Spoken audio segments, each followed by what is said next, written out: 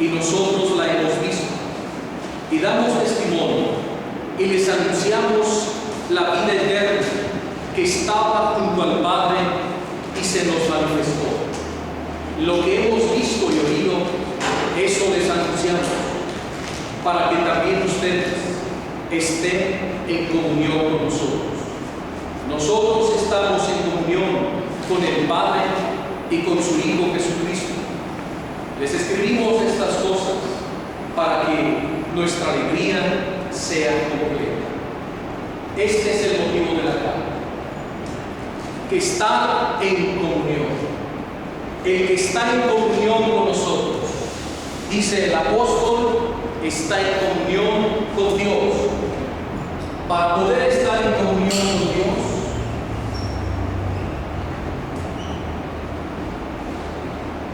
necesitamos estar en comunión con la iglesia. Juan, obispo de la iglesia, escribe a las comunidades, y todas las comunidades deben estar en comunión con la jerarquía apostólica. Todo el que se desvincula de la iglesia no puede estar en comunión con Dios. Por eso tenemos al Padre.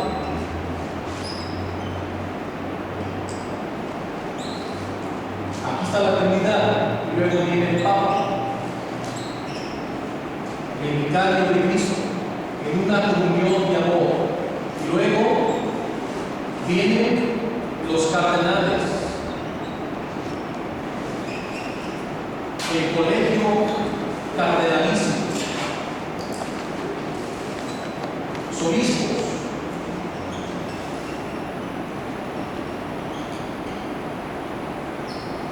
y luego la curia, todos los señores curas, con sus vicarios en las parroquias, y luego todos nosotros, pueblo de Dios, todos nosotros. Y como pueblo estamos esperando que el resto del mundo también se incorpore, que es la misión evangelizadora. Por eso también nosotros vamos al mundo para jalar. Y todo esto es precisamente la iglesia. Desde el Papa hasta el último miembro que está entrando, que somos todos la iglesia dentro de una jerarquía que Cristo instituyó. Y Juan elabora su carta con este propósito, para estar en comunión unos con otros. Enseguida un tema, Dios es luz, y dice: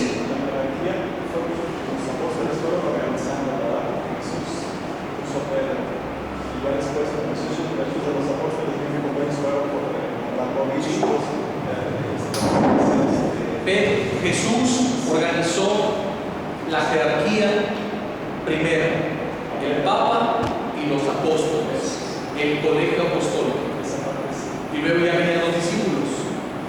Y después, entre los discípulos, Pedro, Pablo, Juan iban a nombrar los sacerdotes, ordenar los sacerdotes en las diferentes comunidades que iban fundando, y diáconos, sacerdotes y diáconos. Así es. Ahora, verso 5 dice: este es el mensaje que les hemos oído y les anunciamos. Dios es luz. Dios es luz, y no hay en él obscuridad alguna.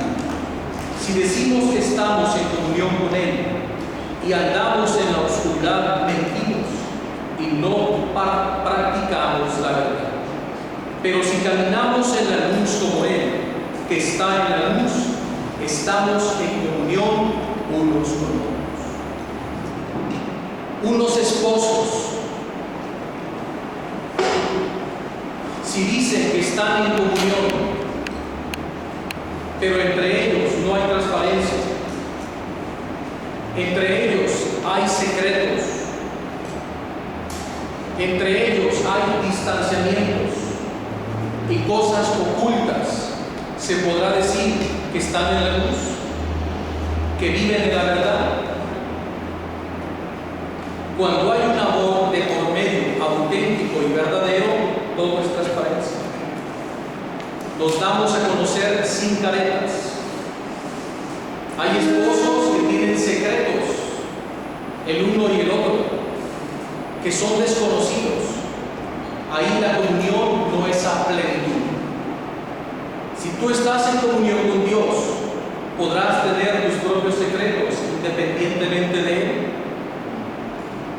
Dios es luz y cuando entra en tu vida lo ilumina todo. De tal manera que entre Dios y tú no hay secretos. Y así es la verdadera comunión. El que está en la luz está en la verdad y vive de manera transparente, sin ocultar nada, porque vive en Dios. Y Juan insiste: si decimos que no tenemos pecado, nos engañamos a nosotros mismos y la verdad no habita en nosotros. Pero si reconocemos nuestros pecados, Dios, que es justo y fiel, perdonará nuestros pecados y nos purificará de toda maldad. Si decimos que no hemos pecado, hacemos pasar a Dios por mentiroso y su palabra no habita en nosotros. Porque todos somos pecadores.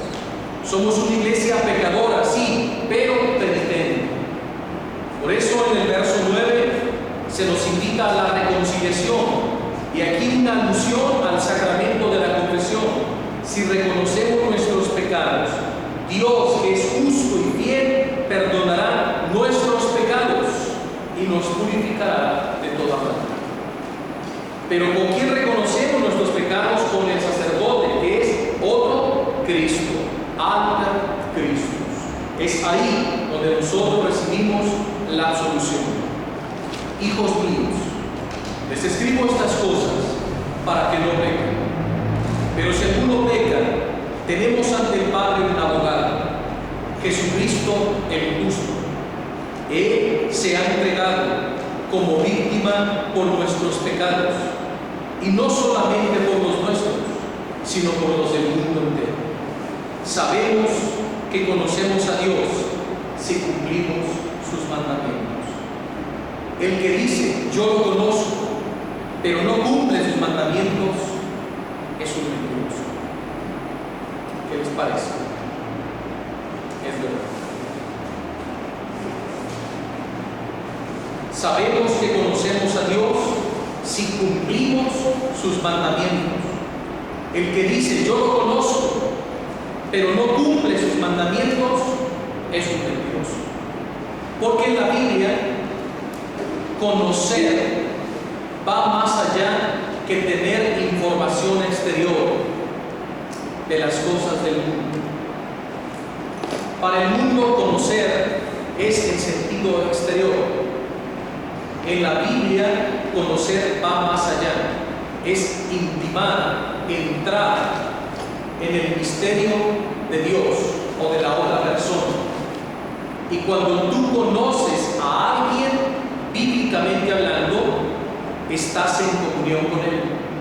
Conocer y comunión en la Biblia son sinónimos. ¿Cómo sé que me conoces? Porque estoy en comunión contigo. ¿Y por qué estás en comunión conmigo? Porque cumplo tus mandatos. Y eso es lo que Juan nos quiere decir. No puedo decir conozco a Dios, pero vivo distinto de sus mandamientos. No, no lo conoces. Porque conocer en la Biblia es comunión con Dios, es comunión con el otro. Por eso Juan es muy tajante. El que dice conocer a Dios y no cumple sus mandamientos es un mentiroso y la verdad no está en él. En cambio, el amor de Dios llega verdaderamente a su plenitud en aquel que cumple su palabra. En cumplir la palabra. No solo en oírla, no solo en conocer los mandamientos, sino en vivirlos. ¿Cómo sé que me amas y que me conoces? Porque cumplo tus mandamientos, Señor. Por eso, no ocupo decírtelo, te lo demuestro con hechos, con acciones que estoy en comunión de de amor contigo. Y continúa. Esta es la prueba de que estamos en Él, pues el que dice que permanece en Él tiene que vivir como vivió Él. Conocer de la Biblia también es conducta, es comportamiento, son acciones. ¿Por qué te comportas así? ¿Por qué vives así? ¿Por qué actúas así? Porque conozco a Dios. Y puesto que lo conozco, Él quiere que yo viva así, porque Él es mi modelo. Conocer es imitar, es vivir, es asumir la voluntad del otro. ¿Ven qué bonito? Eso es conocer. Por eso los esposos que asumen el uno del otro su voluntad, se hacen uno. Y es un continuo estar muriendo. Y un esposo que se comporta digno con su esposa es porque la conoce y la ama, porque está en comunión con ella. Y una esposa que se comporta digna con su esposo es porque lo conoce y porque lo ama, porque está en comunión con él. Entonces, conocer va más allá de información, es comportamiento de vida, es conducta, es comunión. ¿Queda esto claro? Eso es bíblicamente hablando. Ahora, hermanos queridos, el mandamiento acerca del que les escribo no es nuevo, sino un mandamiento antiguo que tenían desde el principio. Este mandamiento antiguo es la palabra que oyeron. Sin embargo, el mandamiento acerca del que les escribo es nuevo, en sentido de que la oscuridad pasa y ya brilla la luz verdadera.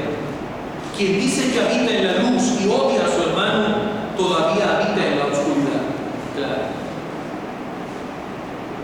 Otra vez, quien dice que habita en la luz y odia a su hermano, todavía habita en la oscuridad. Porque Dios es luz, Dios es amor. Y si yo digo que vivo en la luz, en mí no puede haber rencor, odio ni resentimiento. Y si lo hay, es un signo inequívoco de que estoy en tinieblas. Esta es la pedagogía de Juan. Juan va al grano, es tajante. Quien ama a su hermano permanece en la luz y nada lo hará tropezar. Sin embargo, el que odia a su hermano habita en la oscuridad, camina en la oscuridad y no sabe a dónde va, porque la oscuridad cegó sus ojos. Les escribo a ustedes, hijos, porque les han sido perdonados sus pecados por el poder del nombre de Cristo. Les escribo a ustedes, padres, porque han conocido al que es desde el principio. Les escribo a ustedes, jóvenes, porque han vencido al maligno. Les escribo a ustedes, hijos, porque han conocido al Padre.